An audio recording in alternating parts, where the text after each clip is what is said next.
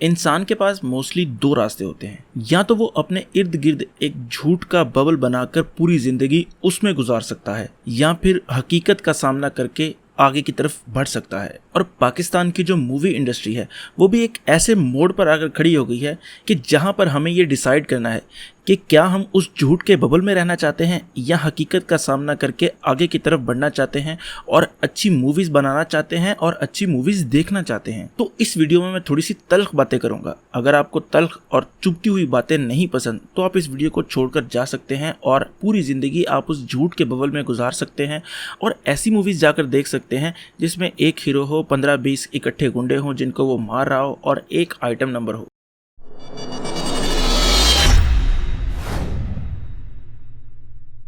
अब आपके जहन में ज़रूर ये बात होगी कि मैं ऐसा क्यों कह रहा हूँ।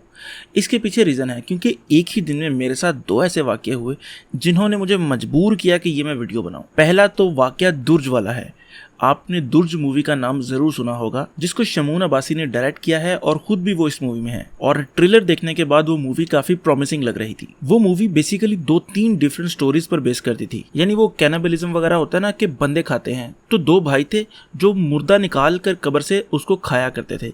तो उस स्टोरी पर थोड़ी सी बेस करती हुई ये मूवी थी। और मुझे पूरा यकीन है उन्होंने सिर्फ इस मूवी में ये नहीं दिखाया कि बंदे किस तरह खाते हैं, उन्होंने ये भी दिखाया कि ये एक बीमारी है, साइकोलॉजिकल है। और यकीनन इसमें यह भी दिखाया होगा कि किस तरह के मेंटल इश्यूज लोगों के साथ होते हैं और किस तरह उनको काबू किया जा सकता है। और ट्रेलर देखने के बाद परफॉर्मेंसेस भी लग रही थी कि बहुत ज़्यादा अच्छी होने वाली थी।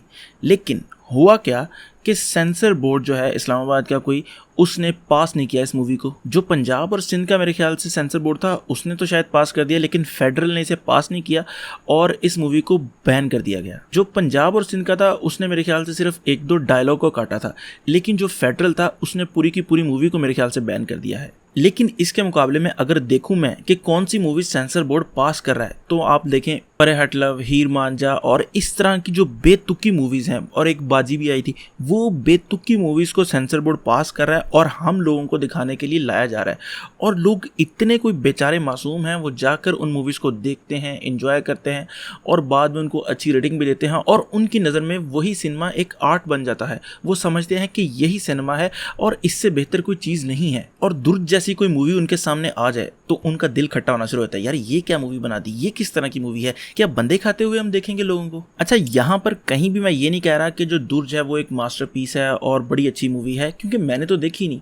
लेकिन मेरा मसला ये है कि अगर आप बाकी मूवीज़ को एक प्लेटफॉर्म प्रोवाइड कर रहे हैं ताकि लोग उन्हें देख सकें, तो इस मूवी को भी आप उतनी ही अपॉर्चुनिटी दें, लोगों को पता चले कि कोई मूवी आई है। यानी इक्वल प्लेइंग फील्ड हो ना, तो दोनों का मुकाबला हो, तो लोगों को पता हो कि क्या अच्छा है क्या बुरा है, किस तरह का आर्ट होता है, किस तरह का सिनेमा होता है और किस तरह की बेतुकी मूवी होती है। अब आप में से यकीनन कोई ना कोई बंदा ये ज़रूर कमेंट करेगा कि यार तुम्हें क्या मसला है, अगर 2-4 फैमिलीज जाकर एक मूवी को देख सकती हैं साथ, तो तुम्हें इसमें क्या तकलीफ हो रही है। अब कैनिबलिज्म वाली मूवी मैं फैमिली के साथ तो नहीं जाकर दे सकता।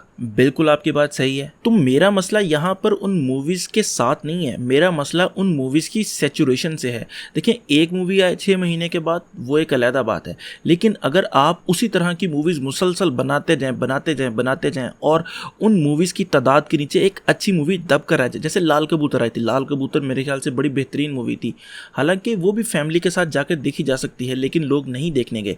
लोगों ने उस टाइम यकीनन प्रेफर किया होगा कि हीर मांझा टाइप मूवी जाकर देख के हैं, क्योंकि अगर वो लाल कबूतर देखने जाते तो उसमें उसको स्टोरी देखने को मिलती, लेकिन अगर हीर मांझा देखने जाते तो उसमें उनको लव स्टोरी देखने को मिलती, जो कि ज़्यादा चस्के वाली है। और हम सबको पता है कि हमारी आवाम कितनी चस्के वाली है, तो चस्के वाली चीज़ जो है वो ज़्यादा लोग देखने जाते हैं। अच्छा, इसके अलावा एक और रीज़न है जो हमारे यहाँ पर लोग ऐसी मूवीज़ देखने नहीं जाते। वो क्यों? क्योंकि यार समझ ही नहीं आनी। जो चीज़ समझ नहीं आएगी फ़ायदा क्या उसको देखने का। या आप देखें स्कूल कॉलेजेस वगैरह के ट्रिप जाते हैं ना, तो वो अच्छी मूवी देखने की बजाय वो कोशिश करते हैं कि ऐसी मूवी चूज़ करें जो बच्चों को चस्के वाली लगे। फॉर एग्जांपल, अगर एक सिनेमा में लगी है ना 12 एंग्री मैन और उसके साथ ही एक सिनेमा है वहाँ पर लगी है हॉब्स एंड शॉ, तो लोग प्रेफर करेंगे कि अपने बच्चों को लेकर जाएं हॉब्स एंड शॉ में, क्योंकि चस्का है ना, लड़ाई होगी उसमें, वो देखने का ज़्यादा मज़ा आएगा। जिसमें स्टोरी होगी वो तो मज़ा नहीं आना। हमें यहाँ पर ये बात नहीं कर रहा कि इंग्लिश की बात, मैं वैसे एक बात कर रहा हूँ, इंग्लिश ना समझ आना वो एक अलग बाकायदा बात है। मैं ये मेंटल स्टेट की बात कर रहा हूँ कि लोगों का जहन एक चीज पे अटक क्या है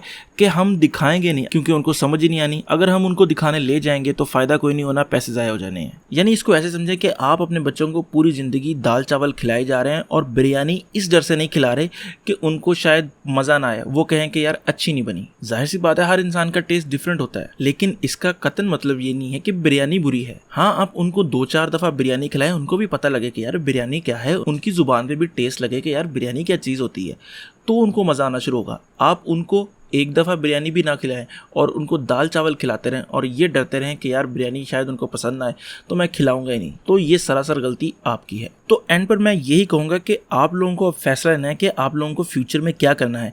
क्या आप पूरी ज़िंदगी इस तरह की कैंसरस मूवीज़ ही देखना चाहते हैं या फिर कोई अच्छी मूवी भी देखना चाहते हैं? क्योंकि अभी अगर आप लोगों ने फैसला ना लिया तो आज से 5 से 10 साल के बाद आपके पास इस तरह की चीज़ी मूवीज़ ही बचेंगी और कुछ भी नहीं होगा। क्योंकि डायरेक्टर्स को पता है कि अगर वो कमर्शियल मूवीज़ नहीं बनाएंगे, ऐसी मूवी नहीं बनाएंगे जिसमें नाच गाना होगा, तो उनकी मूवी बिकेगी नहीं। और अगर आज आप उनकी ऐसी मूवीज़ देखना कम कर देंगे तो यकीनन उनको भी फ्यूचर में एहसास होगा कि हमारी ये इस तरह की मूवीज़ नहीं बिक रही, तो वो भी कोशिश करेंगे कि ऐसी मूवी लेकर आएँ जिसके अंदर प्लॉट हो, जिसके अंदर स्टोरी हो, जिसके अंदर अच्छी सिनेमेटोग्राफी हो, जिसके अंदर अच्छे एक्टर्स डाले गए हों। और जब आप वो मूवीज़ देखेंगे तब आपको एहसास होगा कि इन मूवीज़ और उन मूवीज़ में क्या फ़र्क है। और इससे होगा क्या कि आपके सिनेमा की क्वालिटी बेहतर होगी, आपको देखने के लिए अच्छी चीज़ मिलेगी, आपकी आने वाली जनरेशन को अच्छी चीज़ मिलेगी। तो फैसला अब आपका है कि आपको दुर्ग जैसी मूवीज़ के लिए आवाज़ उठानी है या फिर काफ कंगना जैसी मूवी को देखकर खुश होना है। तो मुझे पूरा यकीन है कि इतनी ज़्यादा डिटेल बताने के बाद भी आपको नहीं समझ आई होगी और आप ज़रूर मुझे कमेंट में गालियाँ देंगे,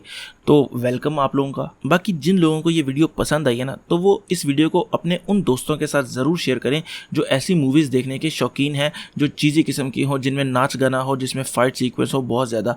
आप उनके साथ ज़रूर शेयर करें ताकि उनको भी एहसास हो कि मूवीज़ अच्छी बनती हैं हमारे मुल्क में, लेकिन हम देखते नहीं हैं, जिसकी वजह से वो बनना बंद हो जाती हैं। बाकी खुश रहें, खुश रखें।